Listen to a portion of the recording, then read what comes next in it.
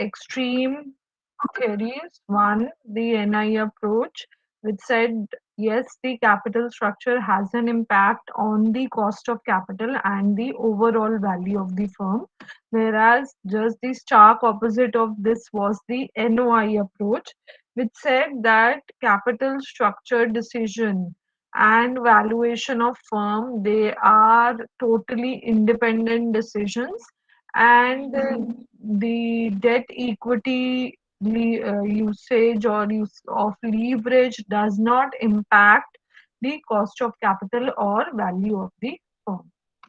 Now, theory, which was the third theory, was belonging to the same school of thought, and it just gave a behavioral justification as to how capital structure decisions are independent and they do not impact the value of the firm. Now, the traditional approach is a midway route. It is an intermediate approach that is in between both the two extremes. This is an approach which partially agrees with one school of thought and partially agrees with the other school of thought. The traditional approach says that under the NI theory, like the NI theory, the value of the firm can be increased to an extent by the use of debt, because debt is a cheaper source of finance as compared to equity. So, in consonance with the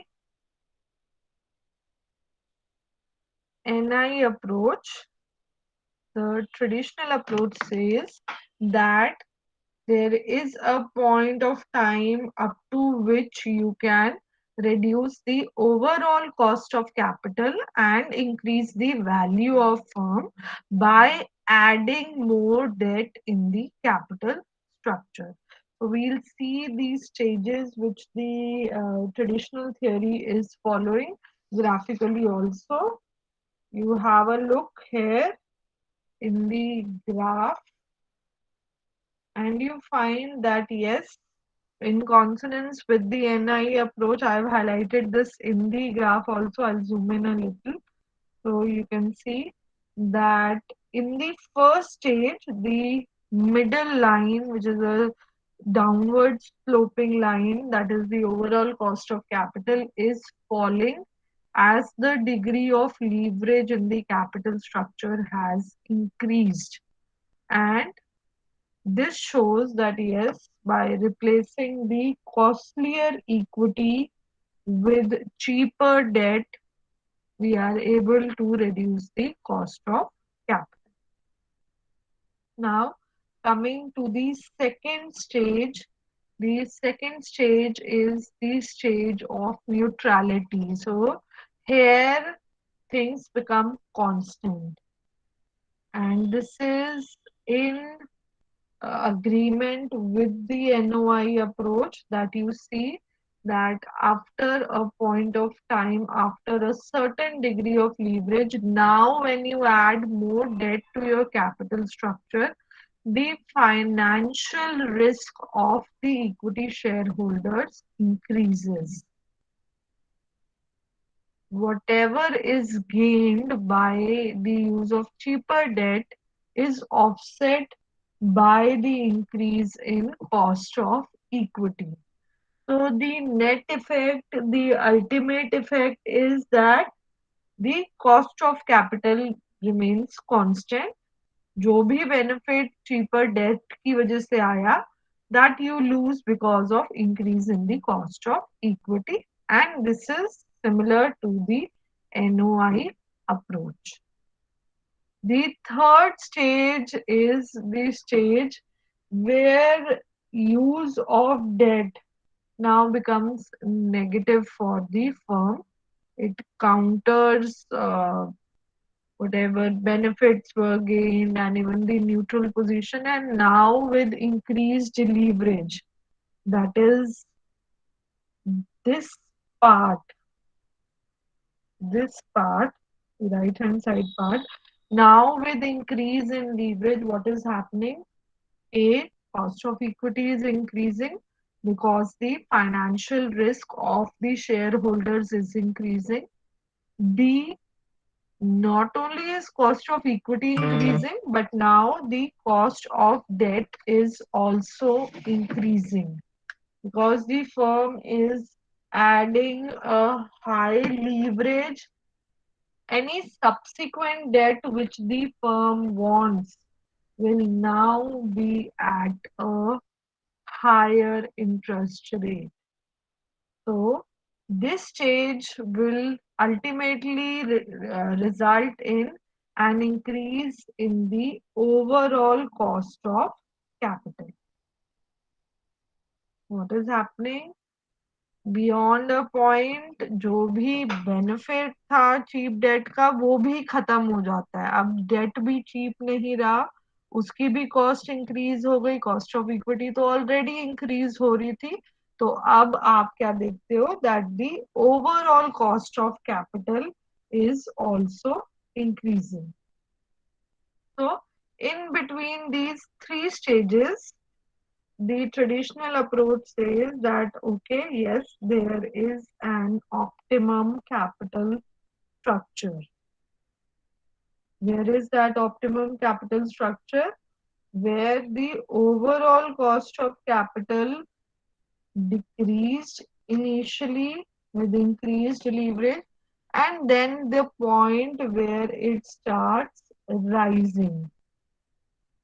So somewhere in this zone, in the second stage that you see, you find the optimum capital structure, the debt equity mix where KO is the lowest, the value of firm is maximum.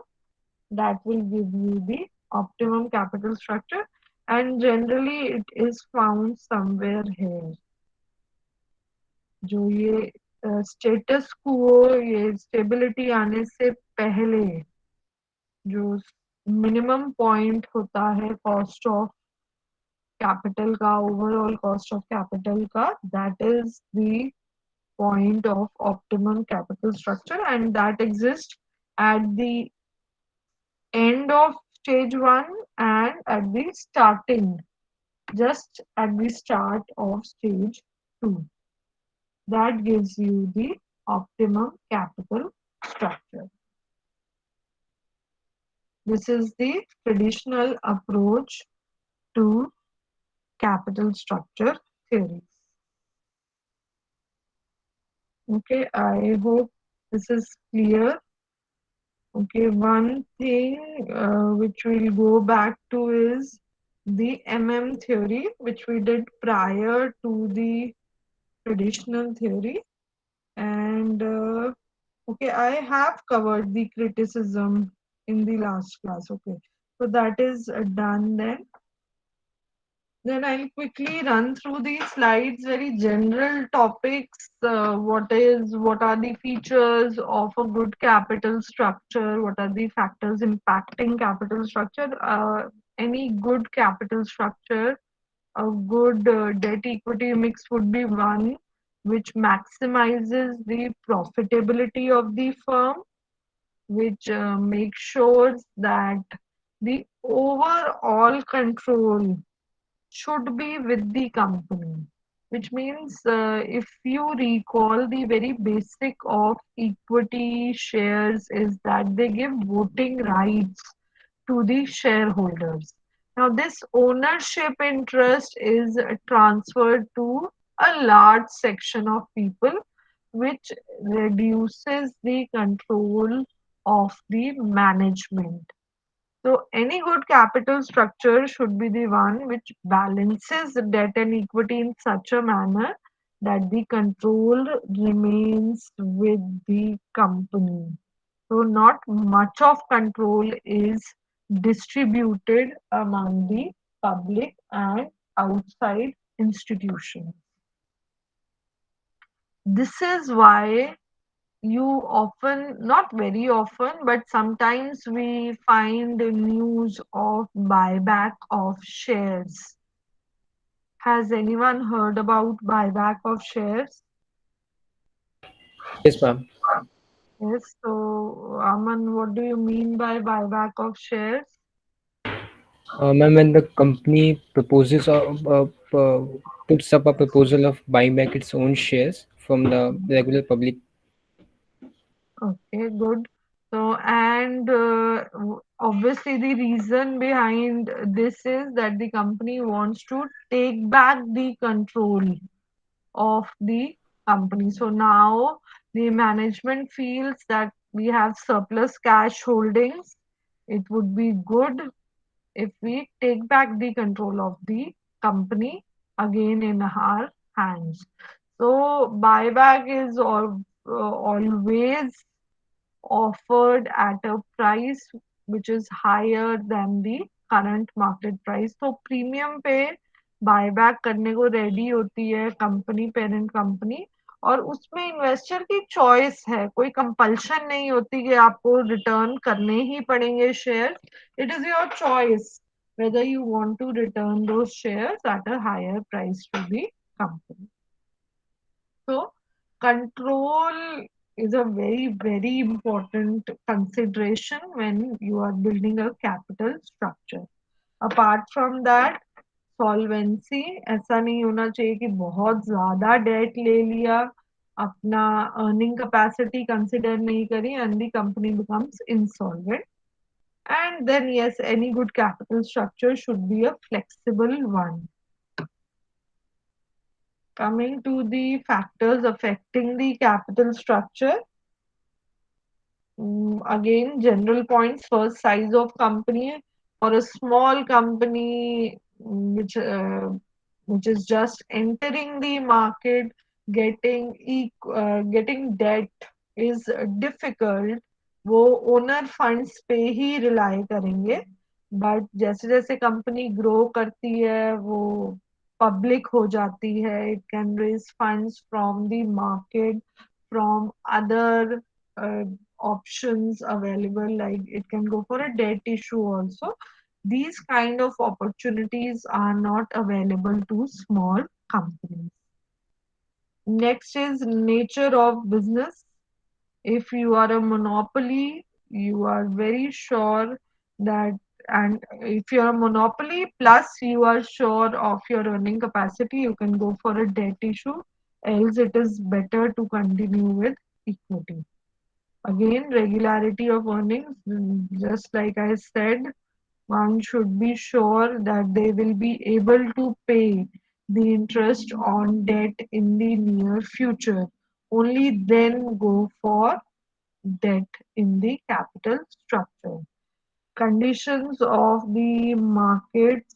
So, how are the markets right now? Is it a bullish run? Is it a bearish run? What kind of volatility is there in the market? All these points should be considered when you are thinking of changing the debt equity proportion in the capital structure.